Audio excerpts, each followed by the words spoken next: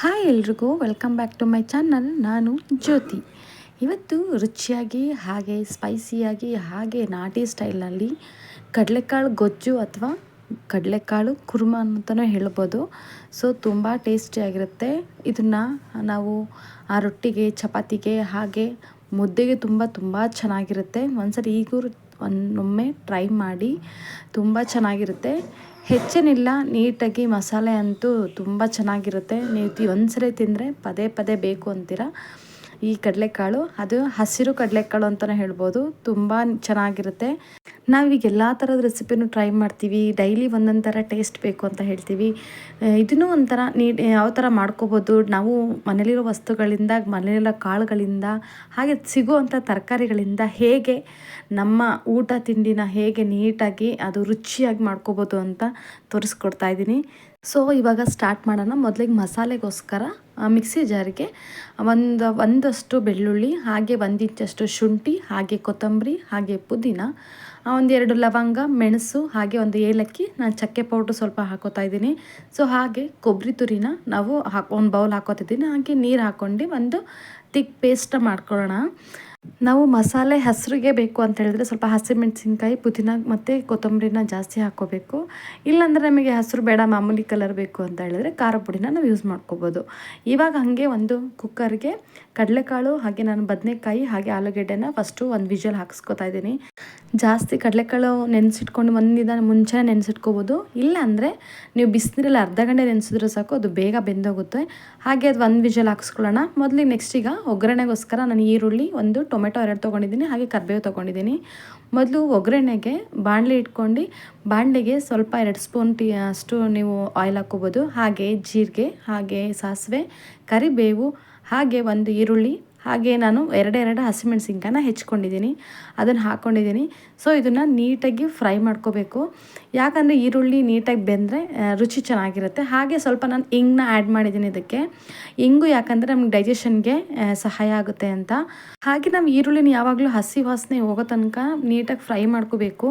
Fry ಮಾಡಿಲ್ಲ ಅಂದರೆ ಅದಕ್ಕೆ ಹಸಿ ಸ್ಮೆಲ್ ಬರುತ್ತೆ, ಟೇಸ್ಟ್ಗೂ ಚೆನ್ನಾಗಿರಲ್ಲ, ಸ್ಮೆಲ್ ಸಮೇತ ಚೆನ್ನಾಗಿರಲ್ಲ. ಇದು ನೀಟಾಗಿ ಫ್ರೈ ಆದ್ರೇ ನಮಗೆ ರುಚಿ ಹೆಚ್ಚು ಬೇಕು ಅಂದಾಗ ನಾವು ಹಾಕುವಂಥ ಐಟಮ್ಸ್ಗಳನ್ನ ನೀಟಾಗಿ ಆಯಿಲಲ್ಲಿ ಫ್ರೈ ಮಾಡ್ಕೋಬೇಕು. ಹಾಗೆ ನಾನಿಲ್ಲಿ 2 ಹೆಚ್ಚಿಟ್ಕೊಂಡಿರೋಂಥ ಟೊಮೆಟೊನ ಹಾಕೋತಾ ಇದ್ದೀನಿ. ನೀವು ಟೊಮೆಟೊ ಇಷ್ಟ ಇರೋರು ಟೊಮೆಟೊ ಹಾಕೋಬೋದು. ನಮಗೆ ಸಿಗೋದು ಬೇಡ ಅಂದರೆ ನೀವು ಬೇಕಾದ್ರೆ ಇದನ್ನು ಗ್ರೈಂಡ್ ಮಾಡಿ ಬೇಕಾದರೆ ಹಾಕೋಬೋದು.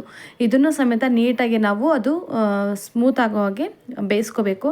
ಅದಕ್ಕೋಸ್ಕರ ನಾನೀಗ 1 ಟೇಬಲ್ ಸ್ಪೂನಷ್ಟು ಪುಡಿ ಉಪ್ಪನ್ನ ಆ್ಯಡ್ ಮಾಡ್ತಾ ಇದ್ದೀನಿ. ಸೊ ನೀಟಾಗಿ ಪುಡಿ ಉಪ್ಪನ್ನ ಹಾಕಿದ್ಮೇಲೆ ಅದು ತುಂಬ ಚೆನ್ನಾಗಿ ಬೆಂದು ಸ್ಮೂತಿ ಥರ ಆಗುತ್ತೆ. ಆವಾಗಲೇ ಸ್ವಲ್ಪ ನಾವು ಅರಿಶಿನ ಹಾಕಿ ಮಿಕ್ಸ್ ಮಾಡ್ಕೊಂಡು ನೀಟಾಗಿ ಬೇಯಿಸ್ಕೋಬೇಕು. ಯಾಕಂದರೆ ಹೆಚ್ಚು ತಿರುಗಿಸ್ಕೋಬೇಕು ಅಂದರೆ ತಳ ಹಿಡಿಬಾರ್ದು. ಹಾಗೆ ನೀವು ಒಂದು ಸ್ವಲ್ಪ ತಳ ಹಿಡಿದ್ರೂ ನಿಮಗೆ ಫುಲ್ ಗ್ರೇವಿನೇ ಹಾಳಾಗುತ್ತೆ, ಸ್ಮೆಲ್ ಬಂದು ತಿನ್ನೋಕ್ಕಾಗಲ್ಲ. ಸೊ ಹಾಗಾಗಿ ಸ್ವಲ್ಪ ಅಡುಗೆ ಮಾಡ್ಬೇಕಾದ್ರೆ ನೀಟಾಗಿ ಫ್ರೈ ಮಾಡ್ಕೋಬೇಕು. ಹಾಗೆ ನಾವು ಹೆಚ್ಚಾಗಿ ಬೇಳೆಕಾಳುಗಳನ್ನ ಯೂಸ್ ಮಾಡ್ತಾ ಇರಬೇಕು. ಯಾಕಂದರೆ ಅದರಲ್ಲಿ ಪೌಷ್ಟಿಕಾಂಶ ತುಂಬ ಚೆನ್ನಾಗಿರುತ್ತೆ. ಸೊ ಹಾಗಾಗಿ ನಾವು ಕಾಳುಗಳು ಯಾವ ಸೀಸನ್ಗೆ ಯಾವ್ಯಾವ ಕಾಳು ಸಿಗುತ್ತೆ, ಹಾಗೆ ಒಣ ಕಾಳುಗಳನ್ನ ನೆನೆಸಿ, ಈಗ ಕಡಲೆಕಾಳು, ಹೆಸರು ಕಾಳು ಅದು ಸಿಕ್ಕಿದ್ರೆ ನಾವು ಅದನ್ನು ನೆನೆಸಿ ಅದನ್ನು ಯೂಸ್ ಮಾಡೋದ್ರಿಂದ, ಮೊಳಕೆ ಕೊಟ್ಟು ಯೂಸ್ ಮಾಡೋದ್ರಿಂದ ಇನ್ನೂ ತುಂಬ ಒಳ್ಳೆಯದು. ಸೊ ಈ ನಾವು ಕಾಳುಗಳು ಮಾಡ್ಕೋಬೇಕಾದ್ರೂ ಅಷ್ಟೇ ಮೊಳಕೆ ಕಟ್ಕೊಂಡ್ರೆ ತುಂಬ ಪೌಷ್ಟಿಕಾಂಶ ಇರುತ್ತೆ ಅದರಲ್ಲಿ. ನಾವು ಸೇವನೆಯಿಂದ ನಮಗೆ ನಾವೇನು ಡಯಟ್ ಫಾಲೋ ಮಾಡ್ತಾಯಿರ್ತೀವಿ, ಡಯಟ್ಗೂ ಆಗುತ್ತೆ, ಮತ್ತು ಊಟಕ್ಕೂ ರುಚಿ ಹೆಚ್ಚು. ಮೊಳಕೆ ಕಟ್ಟಿದ ಕಾಳುಗಳು ಪೌಷ್ಟಿಕಾಂಶ ಹೆಚ್ಚಿರುತ್ತೆ, ಹಾಗಾಗಿ ಅದ್ರ ಸೇವನೆ ಒಳ್ಳೆಯದು. ಹಾಗೆ ಇದಕ್ಕೆ ನಾನು ಇವಾಗ ಮಿಕ್ಸಿ ಜಾರ್ನಲ್ಲಿ ರುಬ್ಬಿರೋಂಥ ಮಸಾಲೆನ ಆ್ಯಡ್ ಮಾಡ್ಕೋತಾ ಇದ್ದೀನಿ. ಸೊ ಈ ಮಸಾಲೆ ಆ್ಯಡ್ ಮಾಡ್ಕೋಬೇಕಾದ್ರೂ ಅಷ್ಟೇ ನಾವು ನೀಟಾಗಿ ನಾವು ಏನು ಎಣ್ಣೆ ಹಾಕಿರ್ತೀವಿ ಆ ಮಸಾಲೆ ನೀಟಾಗಿ ಕುದ್ದಿ ಆ ಎಣ್ಣೆ ಆಚೆ ಸುತ್ತ ಬರಬೇಕು, ಅಷ್ಟು ನಾವು ಫ್ರೈ ಮಾಡ್ಕೋಬೇಕು. ಯಾಕಂದರೆ ನಾವು ಇದಕ್ಕೆ ಕೊಬ್ಬರಿ ತುರಿ ಹಾಕಿರೋದ್ರಿಂದ, ಯಾವಾಗಲೂ ಹೇಳ್ತಾ ಇರ್ತೀನಿ, ತೆಂಗಿನ ತುರಿ ತುಂಬ ಎದೆ ಉರಿ ಬರುತ್ತೆ. ಸೊ ಹಾಗಾಗಿ ನೀವು ನೀಟಾಗಿ ಈ ಥರ ಸೈಡೆಲ್ಲ ನೋಡಿ ಈ ಥರ ಬಿಟ್ಕೋಬೇಕು. ಅಷ್ಟು ನೀಟಾಗಿ ಮಸಾಲೆನ ಫ್ರೈ ಮಾಡ್ಕೊಂಡಷ್ಟು ನಿಮಗೆ ಈಗ ಮಸಾಲೆ ಏನು ಗೊಜ್ಜು ಮಾಡ್ತಿದ್ದೀವಿ ಅದು ತುಂಬ ರುಚಿಯಾಗಿರುತ್ತೆ, ಹಾಗೆ ತುಂಬ ಚೆನ್ನಾಗಿರುತ್ತೆ ತಿನ್ನೋದಕ್ಕೂ. ಹಾಗೆ ನೋಡೋದಕ್ಕೂ ಕಣ್ಣಿಗೂ ತುಂಬ ತಂಪು ಅನಿಸುತ್ತೆ. ಯಾಕಂದರೆ ಮಸಾಲೆ ಐಟಮ್ಸ್ಗಳಷ್ಟೇ ತೀರಾ ತಿಕ್ಕದಾಗಿರಬಾರ್ದು ಮುಖಕ್ಕೆ. ಹಾಗೆ ನಾನು ಇವಾಗ ಖಾರಕ್ಕೆ ತಕ್ಕಂಗೆ ಸ್ವಲ್ಪ ನಾನು ಅರ್ಧ ಸ್ಪೂನಷ್ಟು ನಾನು ಖಾರ ಪುಡಿ, 1 ಸ್ಪೂನಷ್ಟು ಸಾಂಬಾರು ಪುಡಿ ಹಾಕಿದ್ದೀನಿ. ಯಾಕಂದರೆ ನಾನು ಆಲ್ರೆಡಿ ಇದಕ್ಕೆ ಹಸಿಮೆಣಸಿಗೆ ಹಾಕಿರೋದ್ರಿಂದ ಖಾರ ಜಾಸ್ತಿ ಆಗಬಾರ್ದು ಅಂತ ಸ್ವಲ್ಪ ಹಾಕ್ಕೋತಾ ಇದ್ದೀನಿ. ಸೊ ಹೀಗೆ ನೀರು ಹಾಕಲ್ದೇ ಈಗ ನಾವು ನೀಟಾಗಿ ಎಣ್ಣೆಲಿ ಅದು ಏನು ಬಾಣಲೆಲಿದೆ ಅದಷ್ಟರಲ್ಲೇ ನೀಟಾಗಿ ಅದನ್ನು ಫ್ರೈ ಮಾಡಿಕೊಂಡು ಇಷ್ಟು ತಿಕ್ನೆಸ್ ಬರಬೇಕು ಸ್ಟಾರ್ಟಿಂಗಲ್ಲಿ. ಇಷ್ಟು ತಿಕ್ನೆಸ್ ಬಂದರೆ ನೀಟಾಗಿ ಹುರಿದಿ ಅಂತ ಹೇಳ್ತೀವಲ್ವ, ಹುರಿದ್ರೆ ಮಾತ್ರ ನೀಟಾಗಿ ಮಸಾಲೆ ತುಂಬ ಚೆನ್ನಾಗಾಗುತ್ತೆ. ನೋಡಿ ಈ ಥರ ಬರುತ್ತೆ. ಗ್ರೇವಿ ಇಷ್ಟು ಚೆನ್ನಾಗಾಗಬೇಕು. ನಂತರ ನಾವು ಇದನ್ನು ಮಿಕ್ಸ್ ಮಾಡ್ಕೋತಾ ಸ್ವಲ್ಪ ಬೇಕಾದ್ರೆ 1 ಟೇಬಲ್ ಸ್ಪೂನ್ ಅಷ್ಟು ನಾವು ಇದಕ್ಕೆ ತುಪ್ಪನ ಆ್ಯಡ್ ಮಾಡಿಕೊಂಡ್ರೆ ಅದು ಫ್ಲೇವರ್ ಅಂತೂ ತುಂಬ ಚೆನ್ನಾಗಿರುತ್ತೆ. ತುಪ್ಪನೂ 1 ಟೇಬಲ್ ಸ್ಪೂನ್ ಅಷ್ಟು ಆ್ಯಡ್ ಮಾಡಬೇಕು. ದೇಸಿ ತುಪ್ಪ ತೊಗೊಂಡ್ರೆ ಒಳ್ಳೆಯದು, ಇಲ್ಲ ನಾವು ಬೆಣ್ಣೆನೋ ಅದು ಬೇಕಾದರೆ ಆ್ಯಡ್ ಮಾಡ್ಕೋಬೋದು. ತುಪ್ಪ ಹಾಕೋದ್ರಿಂದ ಅದ್ರ ಸ್ಮೆಲ್ಲು ತುಂಬ ಚೆನ್ನಾಗಿರುತ್ತೆ. ನೋಡಿದ್ರೂ ಅಷ್ಟೇ ಇದೊಂಥರ ಲಕ್ಸುರಿ ಕುರ್ಮಾ ಥರ ಕಾಣಿಸ್ಬೇಕು ಅಂತ. ಇಷ್ಟು ಮಸಾಲೆ ಇಷ್ಟು ನೀಟಾಗಿ ಬಂದರೆ ನಿಮಗೆ ತಿನ್ನಬೇಕಾದ್ರೂ ಅದು ಲಕ್ಸುರಿ ಅಂತಲೇ ಅನಿಸುತ್ತೆ, ಅಷ್ಟು ಚೆನ್ನಾಗಿರುತ್ತೆ. ಹಾಗೆ ಇದನ್ನು ನೀಟಾಗಿ ಮಿಕ್ಸ್ ಮಾಡ್ಕೊತಾ ಅದನ್ನು ನೀಟಾಗಿ ಇನ್ನೊಂದು ಸ್ವಲ್ಪ ಬೇಯಿಸ್ಕೊತಾ ನಾವು ಇದನ್ನು ಬೇಯಿಸ್ಕೋಬೇಕಾದ್ರೆ ಸ್ವಲ್ಪ ಲೋ ಫ್ಲೇಮಲ್ಲೇ ಬೇಯಿಸ್ಕೋಬೇಕು. ನೋಡಿ ಇಷ್ಟು ನೀಟಾಗಿ ಬರಬೇಕು ಮಸಾಲೆ ಅದ್ರದ್ದು. ಹಾಗೆ ನೆಕ್ಸ್ಟ್ ಇದಕ್ಕೆ ನಾವು ಇವಾಗ ನೀಟಾಗಿ ಸ್ವಲ್ಪ ಬೆಂದಿದೆ, 5 ನಿಮಿಷ ನಾನು ಬಿಟ್ಟಿದ್ದೀನಿ. ಹಾಗೆ ನೀವು ಫ್ಲೇವರ್ನ ಲೋ ಫ್ಲೇಮಲ್ಲೇ ಮಾಡ್ಕೊಂಡು ಇದನ್ನು ನೀಟಾಗಿ ಹುರ್ಕೋಬೇಕು. ಹುರ್ಕೊಂಡಿದ್ದು ನೀವು ಇದನ್ನು 1 ದಿನ ನೀವು ಬಿಸಿ ಮಾಡಲಿಲ್ಲ ಅಂದರೂ ನೀವು ಏನೂ ಹಾಳಾಗಲ್ಲ, ಅಷ್ಟು ಚೆನ್ನಾಗಿರುತ್ತೆ. ನೀವು ಬಿಸಿ ಮಾಡ್ತಾನೆ ಇರಬೇಕು ಅಂತಲೂ ಏನಿಲ್ಲ. ಹಾಗಾಗಿ ಇಷ್ಟು ನೀಟಾಗಿ ಫ್ರೈ ಮಾಡಿಕೊಂಡ್ರೆ ನಿಮಗೆ ಮಸಾಲೆ ರೆಡಿ ಆಯಿತು ಅಂತ.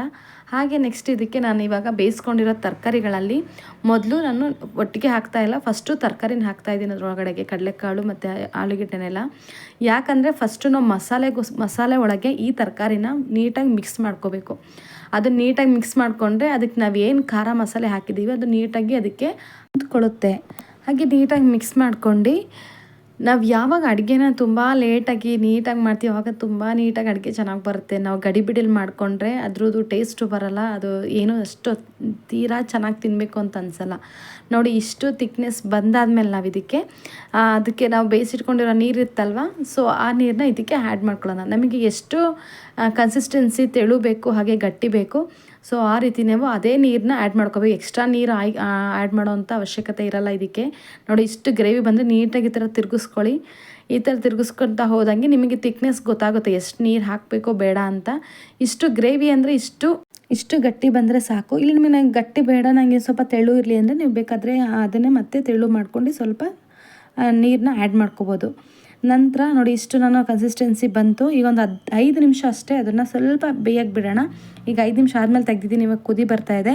ಸೊ ನೀವು ಇವಾಗ ಇದ್ರ ಮೇಲೆ ಸ್ವಲ್ಪ ಕ್ರಷ್ ಮಾಡ್ಕೊಂಡಿರೋಂತಹ ಮೇಥಿ ಪೌಡ್ರನ್ನ ಹಾಕೋಬೋದು. ಮೇಥಿ ಎಲೆನ ಕಸೂರಿ ಮೇಥಿ ಅಂತಲೂ ಕರಿತೀವಿ. ಇಲ್ಲ ನಿಮಗೆ ಫಸ್ಟ್ ಟೈಮ್ ಮೆಂತ್ಯ ಸೊಪ್ಪು ಬೇಕು ಇಷ್ಟ ಅಂದರೆ ಮೊದಲೇ ಬೇಕಾದ್ರೆ ಕಟ್ ಮಾಡಿ ಒಗ್ಗರಣೆಗೆ ಹಾಕೋಬೋದು. ಹಾಗೆ ಇದಕ್ಕೆ ನಾನು ರುಚಿಗಷ್ಟು ಕೊತ್ತಂಬರಿನೂ ಹಾಕ್ಕೊಂಡಿದ್ದೀನಿ ಮೇಲೆ. ಸೊ ಇವಾಗ ನೋಡಿ ಗ್ರೇವಿ ತುಂಬ ಚೆನ್ನಾಗಿ ರೆಡಿಯಾಗಿದೆ. ನೀವು ಇದನ್ನು ಚಪಾತಿ ಜೊತೆಗೆ ಹಾಗೆ ರೊಟ್ಟಿ ಜೊತೆಗೆ ಸ್ವಲ್ಪ ತುಪ್ಪ ಹಾಕ್ಕೊಂಡು ಹಾಗೆ ಅನ್ನಕ್ಕೂ ಬಿಸಿ ಅನ್ನಕ್ಕೂ ತುಂಬ ಚೆನ್ನಾಗಿರುತ್ತೆ ಟೇಸ್ಟು. ನೋಡಿ ಇಷ್ಟು ಚೆನ್ನಾಗಿ ಬರುತ್ತೆ. ಸೊ ನೀವು ಒಂದ್ಸಲ ಟ್ರೈ ಮಾಡಿ, ರೆಸಿಪಿ ಹೇಗೆ ಬಂತು ಅಂತ ಹೇಳಿ. ನಾವು ಯಾವುದೇ ವಸ್ತು ಆಗಲಿ ನೋಡೋಕ್ಕೆ ಚೆನ್ನಾಗಿದ್ರೆ ಮಾತ್ರಲ್ವ ತಿನ್ನಬೇಕು ಅನ್ಸೋದು. ಹಾಗೆ ಈ ಗ್ರೇವಿನೂ ಅಷ್ಟೇ ನೋಡೋಕ್ಕೂ ತುಂಬ ಚೆನ್ನಾಗಿ ಕಾಣಿಸ್ತೈತೆ, ತಿನ್ನೋದಕ್ಕೂ ಅಷ್ಟೇ ಚೆನ್ನಾಗಿರುತ್ತೆ. ಸೊ ನಾನು ಇದನ್ನು ಇವತ್ತು ರೊಟ್ಟಿ ಮಾಡ್ಕೊಂಡಿದ್ದೆ. ಸೊ ರೊಟ್ಟಿ ಮಾಡ್ಕೊಂಡು ರೊಟ್ಟಿಗೆ ಹಾಕ್ಕೊಂಡು ತಿನ್ನೋಣ ಅಂತ ಮಾಡಿದ್ದೆ. ಸೊ ನೋಡಿ ಇಷ್ಟು ತೆಳು ಬಂದಿದೆ ರೊಟ್ಟಿ. ನೀವು ಅದನ್ನು ಸರಿ ಟ್ರೈ ಮಾಡಿ, ಗೊಜ್ಜು ಜೊತೆಗೆ ರೊಟ್ಟಿನೂ ಯೂಸ್ ಮಾಡ್ಕೋಬೋದು. ಹಾಗೆಯೇ ರೊಟ್ಟಿ ಚೆನ್ನಾಗಿ ಬರಬೇಕು ಅಂದರೆ ನಾವು ಸ್ವಲ್ಪ ಬಿಸಿ ಅನ್ನ ಇದ್ದರೆ ಅದನ್ನು ಚೆನ್ನಾಗಿ ಬೇಯಿಸಿ ತುಂಬ ಸ್ಮ್ಯಾಶ್ ಮಾಡ್ಕೊಂಡು ಅದಕ್ಕೆ ಹಿಟ್ಟಾಗಿ ಕಲಸಿ ಮಾಡೋದ್ರಿಂದನೂ ರೊಟ್ಟಿ ಚೆನ್ನಾಗಿ ಬರುತ್ತೆ. ಹಾಗೆ ನಿಮಗೆ ಆ ಥರ ಮಾಡೋಕ್ಕೆ ಬರಲಿ ಅಂದರೆ ಅನ್ನನ ರುಬ್ಕೊಂಡು ಮಾಡಿದ್ರೂ ರೊಟ್ಟಿ ತುಂಬ ಟೇಸ್ಟಾಗಿ ಬರುತ್ತೆ. ಈಗ ರೊಟ್ಟಿ ಜೊತೆಗೆ ಸ್ವಲ್ಪ ತುಪ್ಪ ಹಾಕ್ಕೊಂಡು ಅದ್ರ ಗ್ರೇವಿ ತಿಂತಾ ಇದ್ದರೆ ಆಹಾ ಅಂತ ಅನಿಸುತ್ತೆ, ಅಷ್ಟು ಟೇಸ್ಟಾಗಿ ಕಾಣಿಸ್ತಾ ಇದೆ ನನಗಂತೂ. ನೀವು ಮನೇಲಿ ಟ್ರೈ ಮಾಡಿ. ಈ ರೆಸಿಪಿ ನಿಮಗೆ ಇಷ್ಟ ಆದರೆ ಪ್ಲೀಸ್ ಸಬ್ಸ್ಕ್ರೈಬ್ ಮಾಡಿ, ಒಂದು ಲೈಕ್ ಮಾಡಿ, ಕಮೆಂಟ್ ಮಾಡಿ. ತುಂಬ ಚೆನ್ನಾಗಿ ಬಂದಿದೆ ಗ್ರೇವಿ, ನೀವು ಟ್ರೈ ಮಾಡಿ. ಸೊ ಇವತ್ತಿನ ವ್ಲಾಗ್ ಇಲ್ಲಿಗೆ ಎಂಡ್ ಮಾಡ್ತಾಯಿದ್ದೀನಿ. ಸೊ ಯಾರ್ಯಾರು ಇನ್ನೂ ನನ್ನ ಚಾನಲ್ನ ಸಬ್ಸ್ಕ್ರೈಬ್ ಮಾಡಿಲ್ಲ ಪ್ಲೀಸ್ ಸಬ್ಸ್ಕ್ರೈಬ್ ಮಾಡಿ, ಹೀಗೆ ಸಪೋರ್ಟ್ ಮಾಡ್ತಾಯಿರಿ. Thanks for the watching.